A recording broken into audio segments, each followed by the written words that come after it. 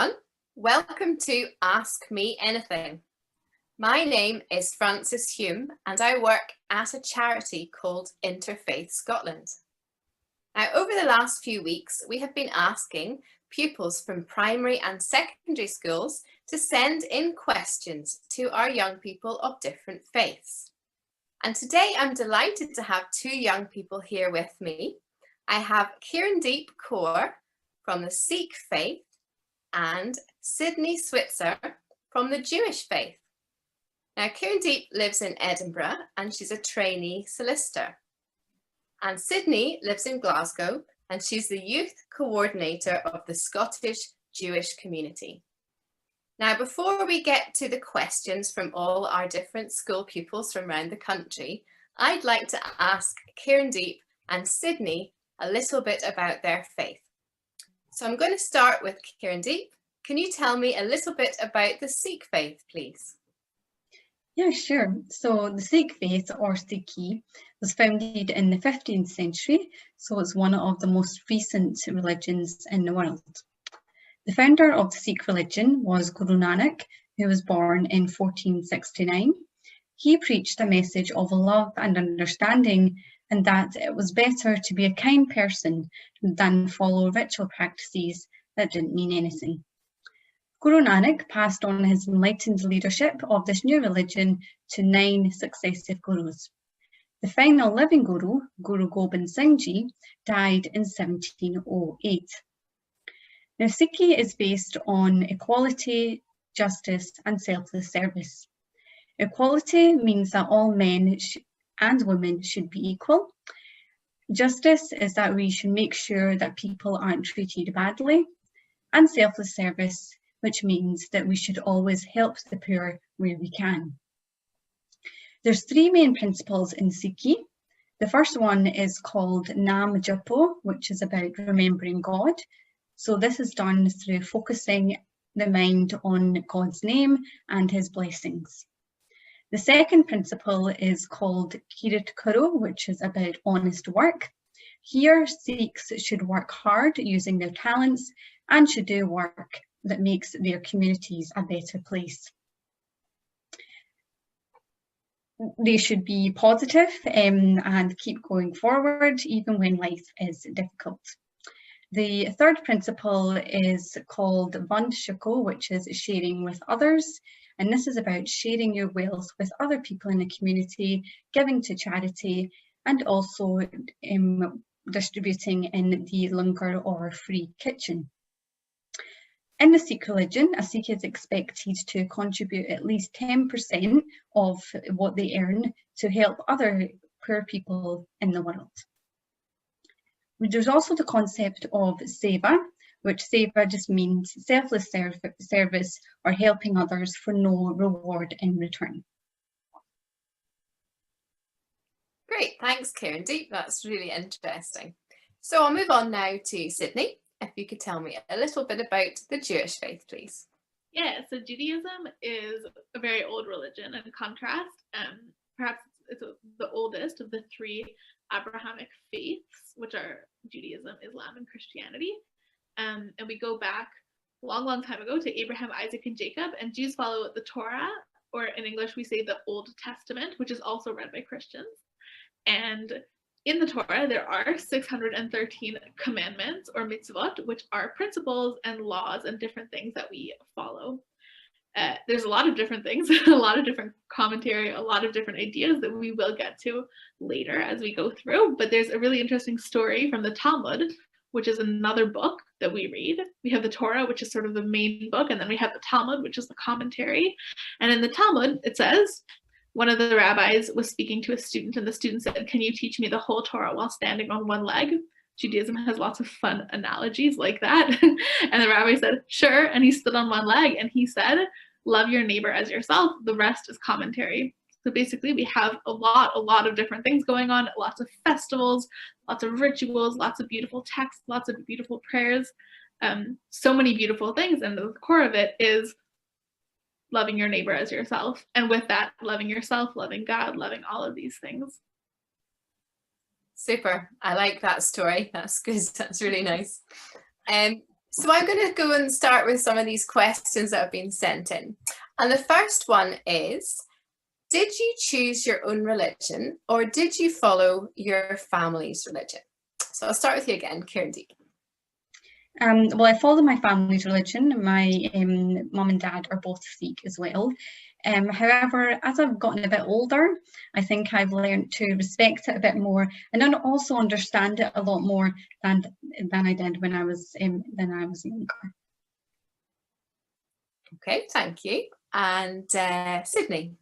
Yeah, I think I agree with that as well. I mean, my parents are Jewish and I was raised in a Jewish household, but I think that as I've gotten older, I've explored it in a really different way. There's lots of different sects of Judaism, right? So there's people who take it more literally, people who take it more metaphorically. And as I've gotten older, I've come to do a lot of things that maybe my parents don't do, but that I find meaning in, which has been exciting. And now I'm working in the Jewish community, helping other people explore that for themselves. So that's also, it's been very meaningful for me. Thank you, Sydney. I might ask you the next question then, because that's coming on from that, is what things do you like about your religion? Gosh, I like a lot of things about my religion. What's one thing that I really like about my religion? I think the community of it is really important. And that's also during lockdown, something that's been really difficult. So I'm from Canada, as you might tell by my accent. So I was raised in Canada, and then after high school, I moved to Israel, and then I moved back to Canada. And then I actually spent 2 years in India, where I had all sorts of amazing experiences with all sorts of religions, including Sikhism.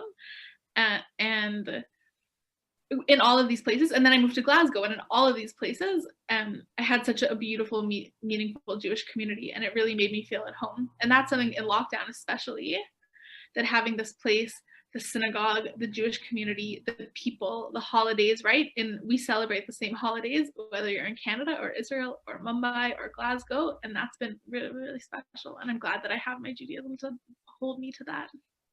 Lovely, thank you. And how about you, Kieran? A bit like Sydney, I think the sense of community is quite big within the Sikh religion. A lot of it is based on helping those as a community. But I think the one that I like the most, if you could pick one about Sikhi, is the whole concept or the whole idea of justice, so fighting for something that others might not be able to do so themselves, and that's really touched me whenever I do anything, is this idea of making the place a better and fairer world for other people. Okay, thank you. So now an interesting question about your day-to-day life. We've been asked, how do you pray? And why do you pray? And actually, what is it like to pray? So, Sydney. Yeah, so prayer is an interesting thing.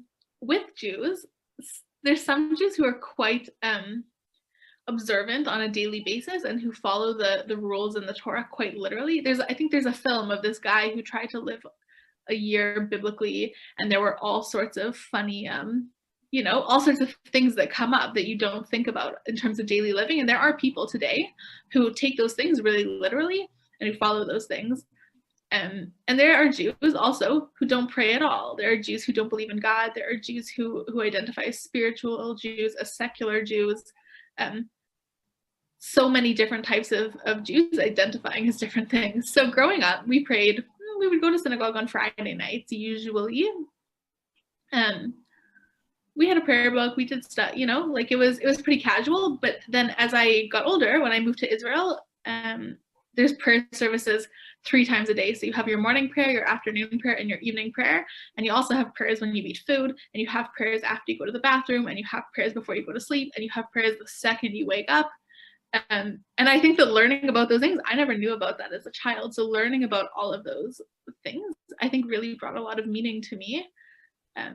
It's pretty cool the second that you wake up to sort of open your eyes and immediately go into thinking about, wow, the prayer we say is, thank you, God, for returning my soul to me, for giving me another day. And that's really special. And so now I really enjoy having this sort of toolbox of the prayer book to sort of guide me through the day, through the week, through the year, and to have all these different prayers that come up at different times is really special. That's lovely, thank you. And you mentioned there that you go to your synagogue as well, your place of worship. And Yeah. I'll get onto that in a minute. But first of all, I will ask Kieran the same question. So about praying. So how do you pray and why? And what is it like? Well, praying for in the Sikh religion is all to do with mindset. So it's very similar to meditation. So it's about meditating on God's name, and there's lots of really beautiful religious songs that you can do. You can find them on YouTube anywhere really, because it's all about this idea of being able to connect with God through your mind wherever you are. So in Sikhism, we don't have any priests, but we follow the teachings in our holy book, which is called the Goodwill, and any Sikh is free to read the Goodwill either in the Gurdwara, which is our Sikh place of worship, or you can read it in your home as well. But most people tend to come to the Gurdwara, so on a Sunday. Well, before COVID, go there every Sunday, and it's nice and peaceful and calm just to sit there and reflect on your thoughts. So I think that's what it's like to pray in the Sikh religion for me, anyway. Nice, that's lovely. So you're also talking about going to your place of worship. Can either of you tell me about reasons why that you go to your place of worship? Whether it's regularly or now and again. What's that like? I'll maybe start with you, Sydney. Okay, so in Scotland we have a number of synagogues. I believe there's 6 synagogues, and they're community buildings. You generally go for prayer services, so the busiest is Saturday morning. We also have Friday night. I mean, there are services 3 times a day generally, although usually people don't always go. So the required number you need for a prayer is 10, and usually there's 10 people at those weekday services.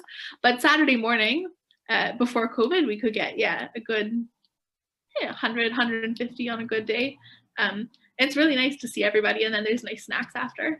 But what's also really exciting about this idea of Jewish community spaces is it doesn't have to be in the synagogue. So I like to do a lot of things outdoors. So to go on hikes with people in a Jewish context, like let's go on a weekend trip away and let's have activities and prayer services and all these things. And I really like the idea of not keeping it based in one specific place, but that we're Jewish everywhere, right? If God is everywhere, I'm Jewish everywhere, not just in the synagogue. And like, what else can we do to get us out of a physical building? That's nice. I like that idea of doing hiking. Hiking as a Jewish person, hiking people with different faiths. Lovely. What about you, Kieran? Quite similar to what Sydney just said, is that we don't think that God is specifically just in the Gurdwara. We believe he's everywhere. So the Gurdwara, or it literally translates as House of God, the Sikh place of worship. It's quite a unique place, and that is open. I'm sure all religious places like this, but it's kind of open to everyone, and lots of people are encouraged to come in. There's also a free community kitchen at the Gurdwara, which serves all vegetarian meals to anyone who comes in, and that's run by volunteers. So that goes along with the principle of selfless service or helping others. So before COVID, I used to go there about once a week, and it was a real kind of community hub where you'd be able to meet people, other people in the Sikh community in Scotland, so maybe friends or family members that you hadn't seen, and you can like kind of catch up with them as well. So it was a real community space, and I think it's just a place for people to come and reflect, but also to have that kind of community band as well. Thank you. Can I share with you a story about so when I was living in India, I traveled around a lot, and I went to the Golden Temple, which is, if I am correct, the holiest building for Sikh people, and it was such a beautiful, so it's a huge complex, and they have a special room for foreigners where you can stay, and like you can stay, like you sleep there for free and you eat food, and like my Hindi was just good enough then that I could like sit on the floor and speak with all of these old ladies. We would like chop vegetables together because they cook for like hundreds of thousands of people every day, and I just spent, I think, 2 whole days chopping vegetables and speaking with them and eating with them in this community dining hall. And like, it was just such a special thing. And then you go outside to the main complex and everyone is walking together, and like, it's not, you know, like I was just a random tourist who was there, but there were people who were pilgrims, and there were people of all religions just walking around. It literally was the highlight of my time in India. It was so special.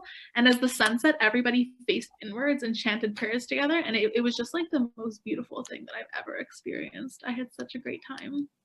Yeah, it's really the Golden Temple, or the Harmandir Sahib, is I think the way it was built as well was to be inclusive of all society. So there's like 4 entrances on either side of the building to kind of symbolize like everybody is welcome.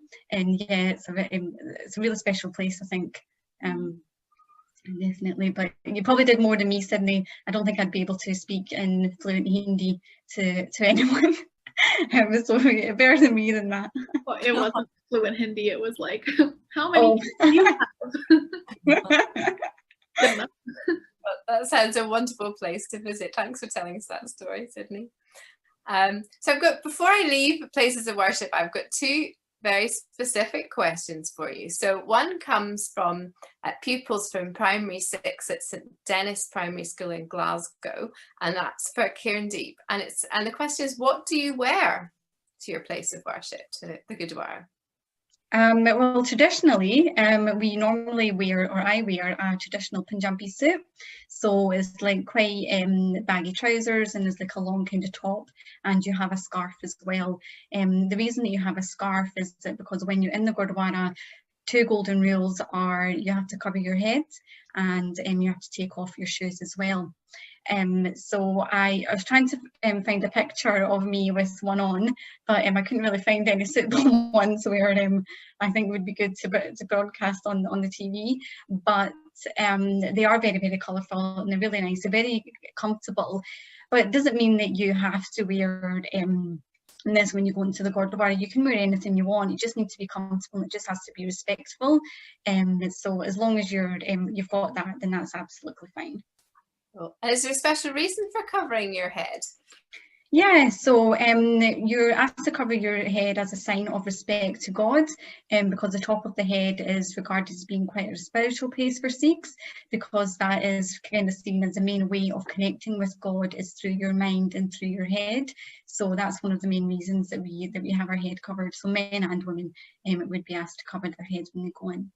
That's really interesting, thank you. And that's kind of similar in a way to my next question, because we have a question from pupils at Bowness Academy in Falkirk, and this is for Sydney. And the question is, why do Jewish people wear a kippah? And that's another head covering in the Jewish faith. Yeah, I think it's a really similar reason. That we remember that something is above us, that we are mindful of God.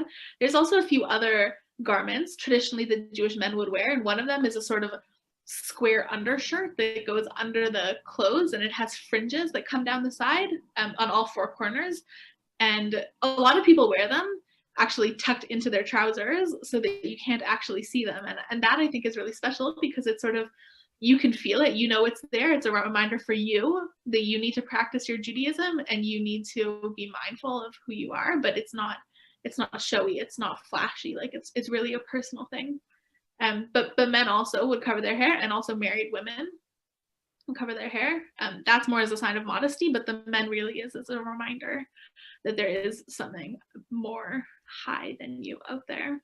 Good, thank you. Now, I've got a question that everyone loves to ask because it's about food, and everyone loves to eat, don't they? So I have a question here. Again, it's from St Dennis Primary School, Primary 6, and they'd like to know, do you eat any special foods? So How about you, Kieran-Deep, first of all? Well, food is a massive thing in the Punjabi culture, or to do with Sikhism. So in the Gurdwara, like I said before, there is a community kitchen, which is a free kitchen, and that serves all vegetarian food. So like vegetable curries, the chapatis or rotis, and you'll get like a little, it's really a 3-course meal that happens. So it's quite a feast that you get. It's all vegetarian, there's no meat allowed in the Gurdwara, and you're not allowed to smoke or consume alcohol in the Gurdwara or even outside it. In the kind of vicinity, so like the car park or something, you can't have meat, alcohol, or be smoking there. So these are our main kind of Punjabi food that's in it. We also have little sweets, which are, if you're on a diet, I would not recommend that you eat them. They're normally there's a lot of sugar and a lot of butter involved in the traditional Punjabi sweets called mithai, so you might have that as well. Great, thank you, lovely. How about you, Sydney? Any special foods? Yeah, Jewish foods might be a bit less exciting than Sikh food. It's very delicious. But there's also different Jewish cuisines. So for me, really traditional food is like matzo ball soup. It's like these balls of dough that go in a soup. Sometimes people think they're a bit strange. Challah is really traditional. Challah is like a braided bread that you eat Friday nights. There's different foods for all of the different festivals. So Passover or Pesach, which is usually April time, we eat special flat breads called matzah. They don't taste very good.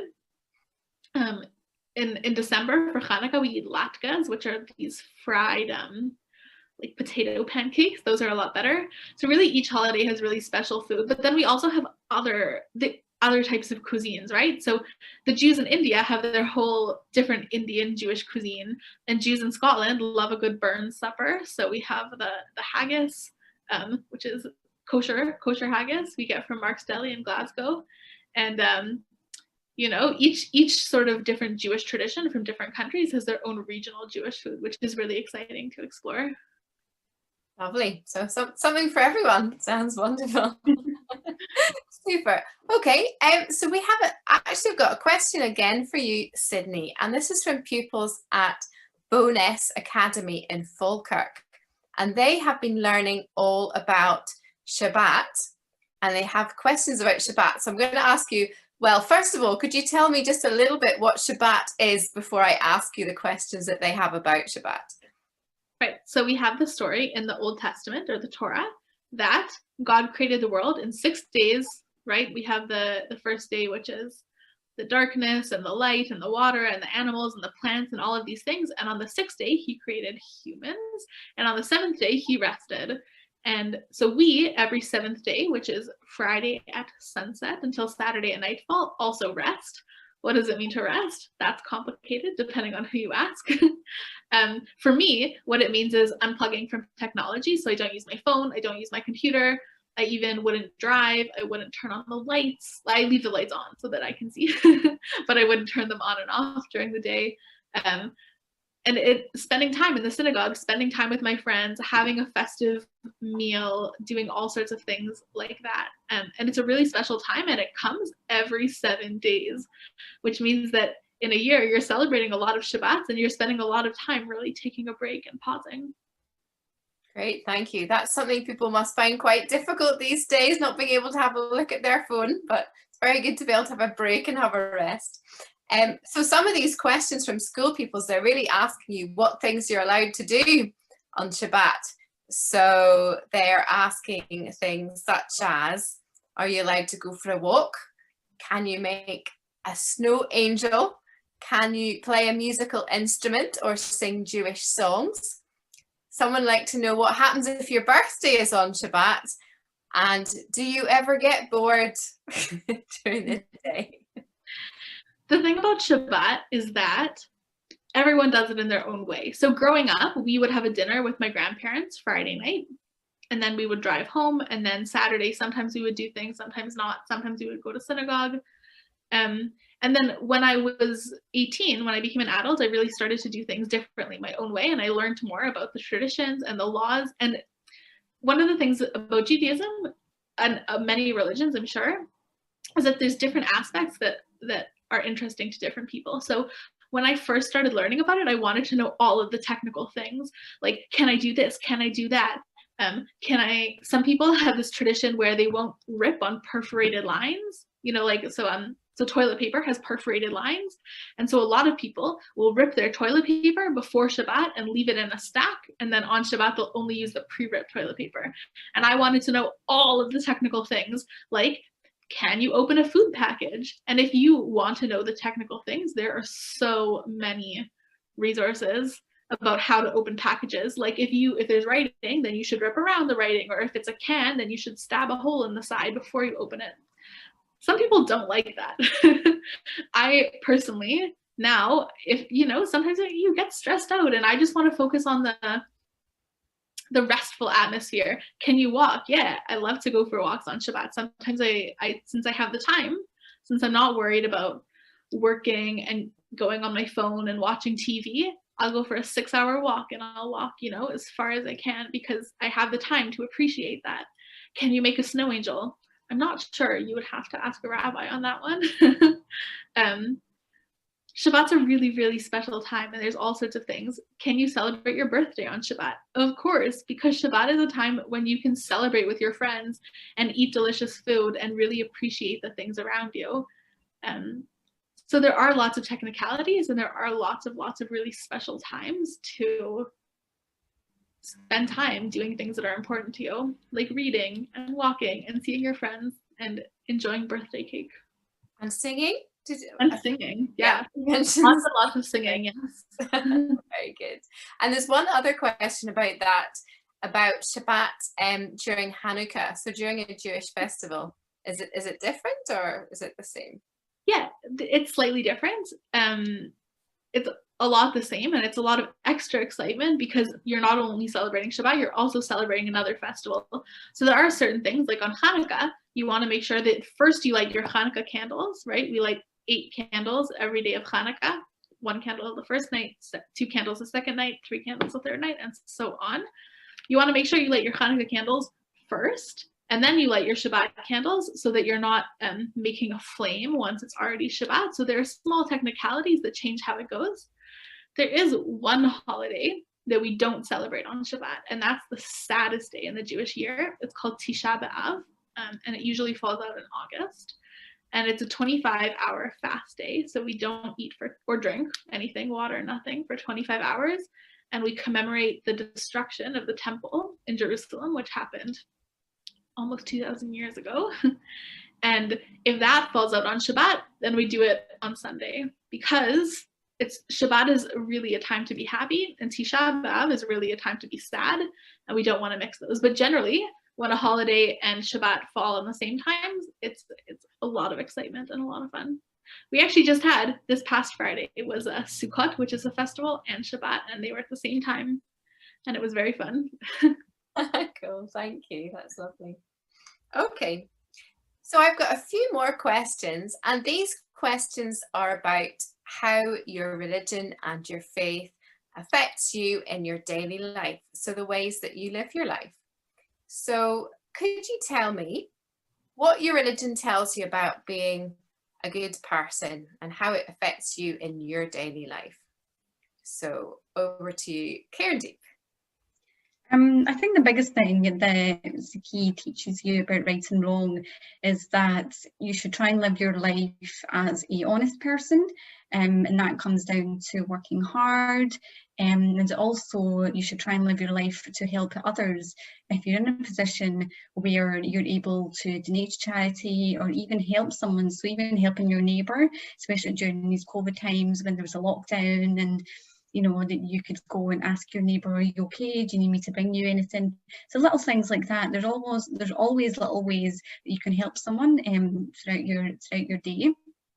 How it's affected me in the way that I live my life is that I've got a very strong passion for human rights, and I think that's kind of come about because of the value of Sikhi, of fighting for justice, so helping others that might not have been able to fight for themselves in different situations, particularly with human rights in my case. So I think that's been a huge factor in terms of the way I've chosen my career, I've chosen what I want to do with my life, is kind of based on Sikh values. When you say fighting, you're not talking about... Oh God, no, not, fight, are you? No, I'm not talking about having a fight, definitely not. This is more about just if you see something that you think is wrong, or if you think, oh, but that's not very fair for that person, why has that happened to them, then you should kind of stand up and talk on that other person's behalf if they're not able to talk for themselves, and also help them if they need your help. So I mean that kind of thing, definitely not fighting physically. That's a big no-no within the Sikh religion. Well, thanks, Kindu. So yeah, Sydney, how about you? Judaism has a lot of things to say about being a good person, and gives us a lot of really relevant examples of how we can encounter situations. And what's interesting is that the Torah was written several thousand years ago, but a lot of the examples are still relevant today. So we have rules about how to treat other people. We have also, interestingly, a lot of ideas about how to seek forgiveness for things. One of my favorite stories also comes from the Talmud, which is this massive Jewish book, which has all sorts of examples and discussions about what we're meant to do. And one of the stories is about a man named Honi Hamagel, which means Honi the circle drawer. That's what he did. He drew circles. And he planted this carob tree, and this guy was walking and said, why are you planting a carob tree? It's not going to grow fruit for several years. 70 years, I think, is the number they give. And he says, yeah, but it's not for me that I'm planting. I'm not planting this tree so that I will eat the carob. I'm planting this tree so that my children and my grandchildren and their children will eat this carob, and really thinking for the future and building foundations for the future. And that's one thing that I really love about Judaism. You asked how it affects me. I mean, so obviously I've chosen to be a full-time Jewish educator and to move around to different countries doing that work. So it has a huge impact on my daily life. But one specific thing that I think really I gain a lot from is this idea of really being grateful for every moment. I mentioned before, we have these blessings that every piece of food you put in your mouth, every second, when you see a rainbow, there's a blessing. When you see something really beautiful, when you smell something nice, there's blessings for all these different moments, and there's rituals for so many aspects of daily living. And I think for me, one of the things that has been most beneficial for me about being really intentional about the way that I practice my Judaism is having this sort of toolbox to reflect and to constantly help me be grateful for the things around me. Lovely, thank you.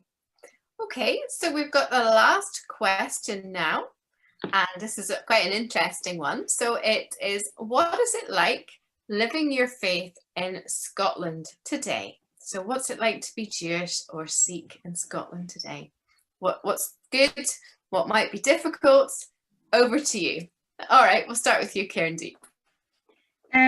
So the good things are the Sikhi is it's a very inclusive religion. It's all about practicing the values of equality. So it's very much based on men and women being the same. However, as with all religions, sometimes culture does come into it. So that's why sometimes you might go into the Gurdwara and you see that men and women are sitting on opposite sides. That's not how it should really be, but I think that's just the way culture is. Another positive, I think, is that, yeah, it's just something extra you can bring when you're in a discussion with other people, or because you have like the kind of different mindset to someone who might not be following the Sikh religion. But just talking with Sydney today, I realised there's actually quite a lot of similarities between even Judaism and within Sikhi as well.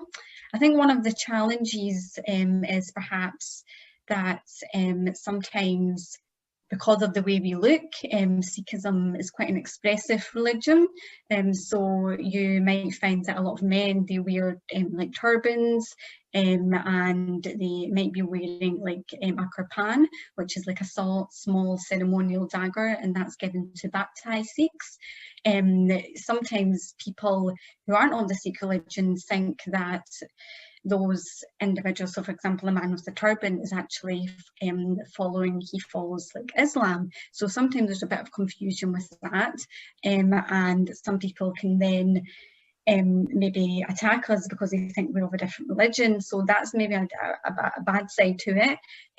But I think that that's why things like this are great, where you can just come and ask as many questions as you want about the Sikh religion and try and learn a bit. But there's definitely a lot of positives to being a Scottish Sikh.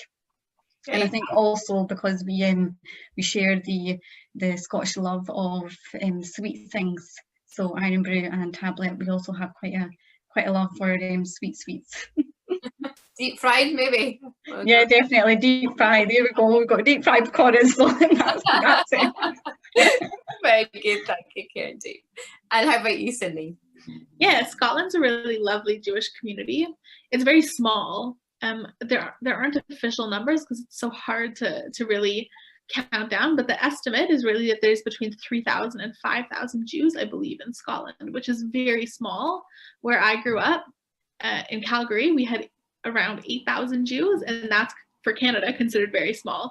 One thing is that we're very close to London, which means that London has a huge Jewish community, and people here can benefit from some of the programs going on in London, whether it's online, whether there's retreats or things that happen. Having a small community is a challenge, but it's also a really lovely thing because it means that everybody knows each other.